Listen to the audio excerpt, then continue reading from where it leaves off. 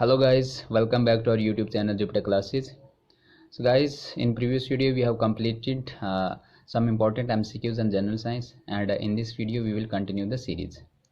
तो video start करने से पहले गाइज मैं आपको बताना चाहूँ कि हमारी जो एंड्रॉयड एप्लीकेशन ऐप है वहाँ पे हमने मॉक टेस्ट सीरीज़ लॉन्च किए हुए हैं। तो टोटल आपके पास जो मॉक टेस्ट रहेंगे उसमें सेक्शनल और मॉक टेस्ट जो होंगे वो 150 होंगे, जिनकी परचेज़ करने की नॉमिनल प्राइस अभी भी 99 रुपीज़ वहाँ पे वैलिड है। आप जाके उसको परचेज़ कर सकते हो। तो गाइज पहला क्वेश्चन करते हैं, which part of the brain plays an important role in motor control. तो देखिए हमारे पास यहाँ पे ऑप्शन गिवन है आपके पास सेरिबेलम, सेरिब्रम और मेडुला। आपने बताना है कि इन तीन ऑप्शन में से आपके पास ब्रेन का ऐसा कौन सा पार्ट है जो मोटर कंट्रोल के लिए बहुत ज़्यादा इंपॉर्टेंट रोल प्ले करता है। तो देखिए गाइज मोटर कंट्रोल आपके पास क्या होता है, जो भी आपके पास यहाँ पे मैसेज वगैरह ब्रेन से लेकर हमारे जो बॉडी तक जो ट्रांसमिट करने होते हैं वो क्या होता है गाइज, हमारा मोटर कंट्रोल रहता है। अब देखिए इसमें हमने क्या बताना है कि सेरिबेलम जो होता है उसका क्या फंक्शन रहता है। तो देखिए सेरिबेलम का जो आपके पास फंक्शन रहता है वो मोटर कंट्रोल का फंक्शन रहता है। तो ये ऑप्शन इसके लिए क्या आ जाएगा, इस राइट आंसर आ जाएगा। और देखिए अगर इस सेरिबेलम वाले पार्ट में अगर आपका स्ट्रोक लग जाता है तो इससे क्या होता है, पैरालिसिस हो जाते हैं, जैसे बोलते हैं पैरालाइज होना। तो पैरालाइज हो सकता है अगर आपके इस वाले पार्ट में थोड़ा सा स्ट्रोक आ जाए या डैमेज हो जाए। सो सेरिबेलम देखिए गाइज, सेरिबेलम का क्या फंक्शन होता है, ये भी हमारे पास एक ब्रेन का एक पार्ट रहता है और ये क्या करता है, ये कोऑर्डिनेशन करता है मूवमेंट जैसे जो भी हमने मूवमेंट करनी होती है उसका कोऑर्डिनेशन, हमें जो सेंसरी ऑर्गन जो होते हैं ये उनको स्टिमुलेट करता है, जैसे हमें टेम्परेचर, किसी को टच करना, विजन, हियरिंग, जजमेंट, रीजनिंग वगैरह, एबिलिटी, इमोशन, सॉल्विंग, ये सारा कौन कंट्रोल करता है गाइज, सेरिब्रम कंट्रोल करता है।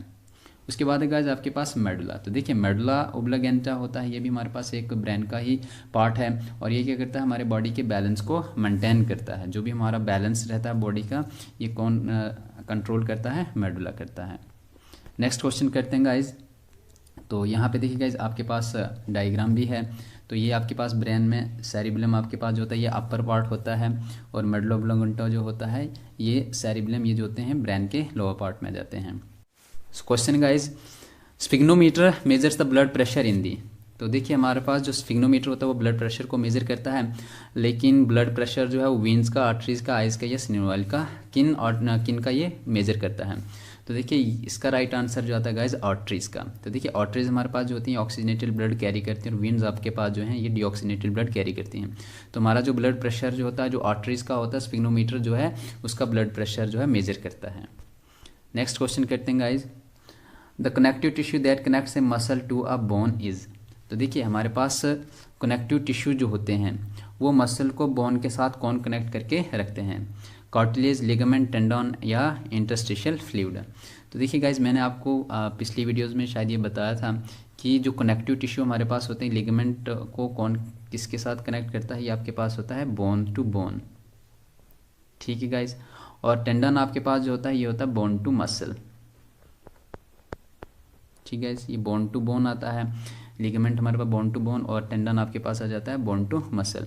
तो आपके पास यहाँ पे यही क्वेश्चन पूछा है कि बोन टू मसल जो है कौन सा कनेक्टिव टिश्यू जो है कनेक्ट करता है। तो आपके पास ऑप्शन जो आएगा इसका राइट आंसर सी आ जाएगा, टेंडन। नेक्स्ट क्वेश्चन करते हैं guys, goitre is caused by the deficiency of.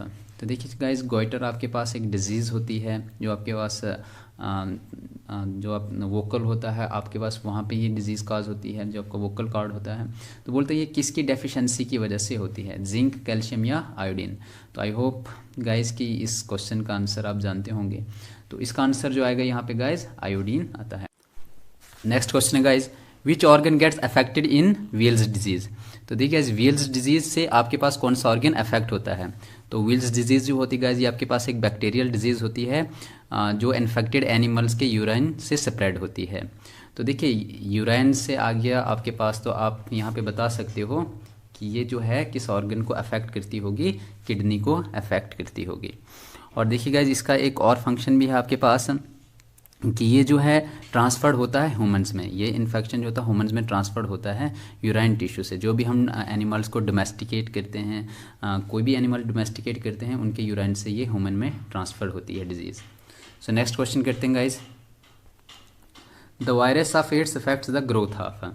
तो देखिए आपके पास जो एड्स वायरस है, तो ये एक वायरल डिजीज़ है। बोलता है ये किस ग्रोथ को अफेक्ट करता है, किन के ग्रोथ को, हीमोग्लोबिन या आरबीसीज इन ब्लड या टी सेल्स इन ब्लड या ग्रे सेल्स इन ब्लड।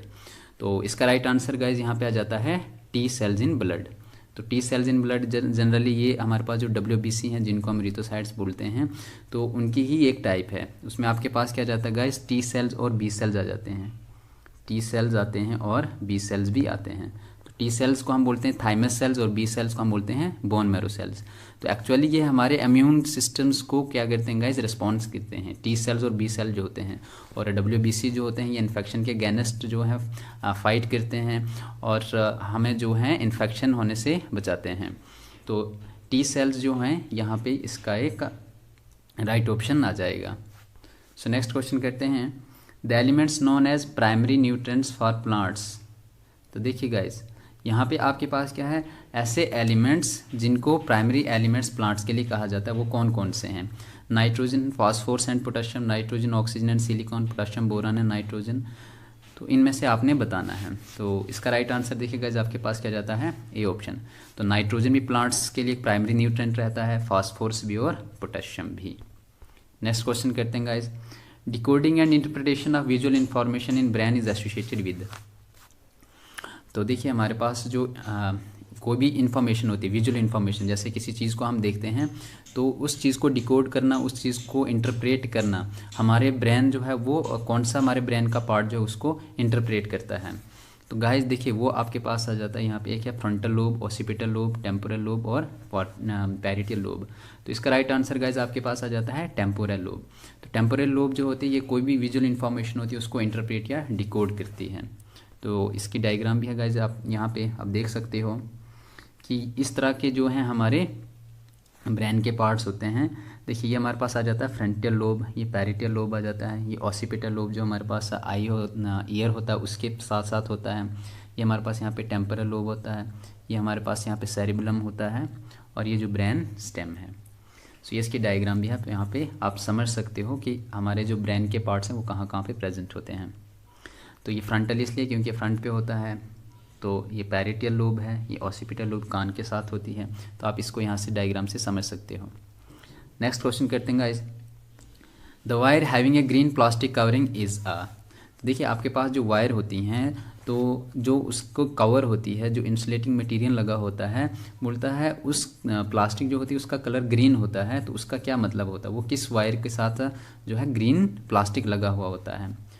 तो लाइन वायर के साथ होता है, न्यूट्रल, अर्थ वायर या नन ऑफ दीज। तो वो वायर क्या रिप्रेजेंट करती है गाइस, ग्रीन। देखिए ग्रीन को हम समझते हैं ये अर्थ से। सो आपके पास वो कौन सी वायर आ जाएगी गाइस, अर्थ वायर आ जाएगी। नेक्स्ट क्वेश्चन करते हैं, sound and light waves both. देखिए साउंड वेव जो होती है और लाइट वेव जो होती है ये दोनों आपके पास क्या है, इनकी वेवलेंथ सिमिलर होती है, या जो लॉज ऑफ रिफ्लेक्शन उसको ओबे करती हैं, या लॉन्गिट्यूडनल वेव्स होती हैं, या वैक्यूम में ट्रेवल करती हैं। तो देखिए ये आपके पास दोनों, तो लॉन्गिट्यूडनल तो होती नहीं, एक ट्रांसवर्स होती है, एक लॉन्गिट्यूडनल होती है। हमें पता है लॉन्गिट्यूडनल वेव साउंड होती है, लाइट वेव ट्रांसवर्स, तो ये एलिमिनेट आप कर सकते हो। हैव सिमिलर वेवलेंथ, तो इनकी वेवलेंथ जो है वो सिमिलर भी नहीं होती हैं। ट्रैवल थ्रू वैक्यूम, तो आपके पास लाइट वेव जो है वो वैक्यूम में ट्रैवल करती हैं। साउंड वेव्स आपके पास जो है वो किसी सॉलिड सब्सटेंस में भी जो है ट्रैवल करती हैं, लेकिन लाइट जो है वहाँ से ट्रैवल नहीं कर सकती, किसी ओपेक में से पास नहीं हो सकती हैं। तो आपके पास बचता है यहाँ पे क्या है गाइस, रिफ्लेक्शन। तो देखिए यहाँ पे जो है लाइट वेव जो है कैसे रिफ्लेक्ट होती है और साउंड वेव जो आपके पास कैसे रिफ्लेक्ट होती है। जैसे सपोज करते हैं आपके पास कोई एक सरफेस है, तो लाइट वेव्स यहाँ से आपके पास क्या हो जाती हैं, रिफ्लेक्ट हो जाती हैं। अब साउंड वेव्स को आप कैसे समझोगे कि वो कैसे रिफ्लेक्ट करती हैं।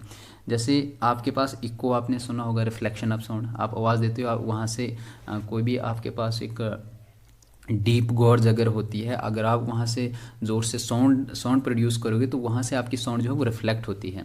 तो ये वाला जो है लॉज ऑफ रिफ्लेक्शन जो है वो साउंड वेव भी ओबे करता और लाइट वेव भी ओबे करता। होप गाइज ये क्वेश्चन आपको समझ आ गया होगा।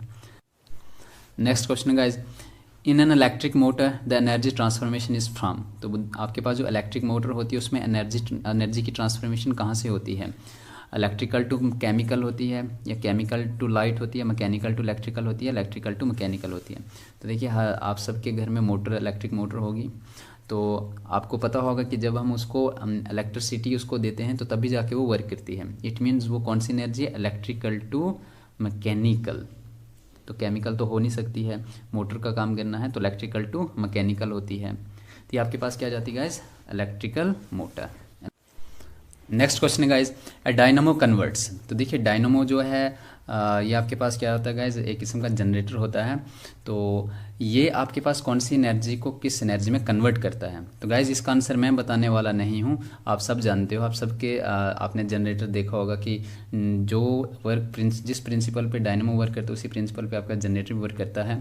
तो बोलते हैं ये किस एनर्जी को किस में कन्वर्ट करता है। तो इसका आंसर आप मुझे खुद बताओगे कमेंट बॉक्स में। नेक्स्ट क्वेश्चन करते हैं guys, which of the following is used in oven. तो देखिए आपके पास ओवन में कौन सा यूज़ होता है। तो ओवन आप सबको पता होगा गाइज, जिसमें आपकी फूड जो है वो हीटअप होती है। तो बोलते हैं उसमें आपके पास क्या यूज़ होता है, एक्सरेज यूज़ होता है, यूवी रेज यूज़ होता है, या माइक्रोवेव्स या रेडियो वेव्स। तो देखिए गाइज आपके ओवन में जो यूज़ होता है, माइक्रोवेव्स आपके वहाँ पे क्या जनरेट करती हैं, और वहाँ पे जो एयर होती है उसको हीटअप कर देती हैं, और जिससे आपका खाना क्या हो जाता है गाइज, हीटअप हो जाता है। सो ओवन में माइक्रोवेव्स यूज़ होती हैं। नेक्स्ट क्वेश्चन करते हैं guys, decibel is the unit of. देखिए डेसिबल जो है वो किसका यूनिट है, स्पीड ऑफ लाइट का, इंटेंसिटी ऑफ साउंड का, इंटेंसिटी ऑफ हीट का, या नन ऑफ दिस का।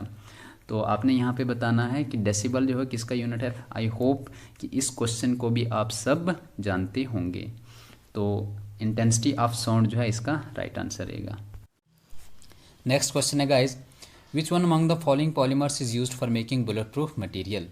तो देखिए गाइज हमने इसमें देखना है कि बुलेट प्रूफ मटेरियल बनाने के लिए हमारे पास कौन सा पॉलीमर्स यूज़ किया जाता है। ऑप्शन ए आपके पास पॉलीनाइल क्लोराइड है, पॉलीस्टाइन है, पॉलीथाइलिन है और पॉलीएमाइड है। तो इसके लिए जो राइट ऑप्शन रहेगा गाइज वो रहेगा option C, that is polyethylene. तो पॉलीथाइलिन हमारे पास एक ऐसा पॉलीमर्स है जो बुलेट प्रूफ मटेरियल को बनाने के लिए यूज़ किया जाता है। Guys with this I and my today lecture here, and thank you for listening guys. God bless you all.